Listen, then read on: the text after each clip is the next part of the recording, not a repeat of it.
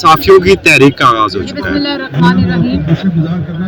ये सहाफ़ियों की नहीं, ये पाकिस्तान के अंदर फ्रीडम ऑफ एक्सप्रेशन की तहरीक है और इसमें जिस तरह सहाफ़ियों का गला घोटने का पूरा प्लान किया जा रहा है, सहाफ़ियों को ख़त्म करने का प्लान किया जा रहा है, हम उसको मुस्तरद करते हैं और कायद मोहम्मद नवाज शरीफ और शहबाज शरीफ साहब का पैगाम लेकर हम यहाँ आए कि हम तमाम सहाफ़ी तंजीमों के साथ, PFUJ के साथ, प्रेस क्लब के साथ शाना बशाना खड़े हैं।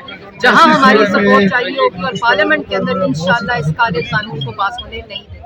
मैडम, कल जॉइंट सेशन के बाद शाराए दस्तूर पर तो साफ़ी होंगे, अंदर आप मुतहदा अपोजिशन होगी, क्या करेंगे? जी, अंदर हम इंशाअल्लाह इसका PMDA के खिलाफ प्रोटेस्ट करेंगे और बाहर आके इंशाअल्लाह हम जो सहाफ़ी बिरादरी का वहाँ धरना है उसको ज्वाइन करेंगे। मैडम, आप भी इंफॉर्मेशन मिनिस्टर रही हैं, फेक न्यूज़ की बात की जाती है और दूसरी जानब फेक तंजीमें खड़ी की जाती हैं, क्या कहेंगे इस पर? फेक न्यूज़ की जहाँ बात की जाती है, अगर फेक न्यूज़ पे पाबंदी असल में लानी है तो पहले इस हुकूमत के ऊपर पाबंदी लगानी चाहिए। बात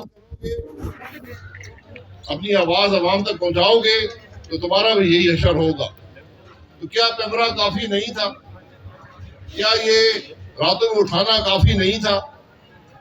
क्या टेलीफोने करना चैनल को काफी नहीं था कि आज हमें PMDA की जरूरत पड़ गई कि हम मुल्क में हक और सच की आवाज अवाम तक ना पहुंचने पर, जिस मुल्क में साफ की आजादी नहीं होती, जो कि एक आईनी हक है, ये कोई ऑप्शन नहीं है कि हम सहाफत को आजाद करेंगे नहीं करेंगे, ये एक आईनी हक है इस मुल्क की आवाम का कि वो अपनी राय का भी इजहार कर सके और वो राय इस मुल्क की आवाम तक पहुंचे। तो आज ये बदकिस्मती है कि वही लोग जो यहाँ से चंद सौ मीटर पर 5 महीने धरना करते रहे, उसकी लाइव कवरेज जारी रही, PTV के दफ्तर पर हमला हुआ, उसकी भी लाइव कवरेज जारी रही।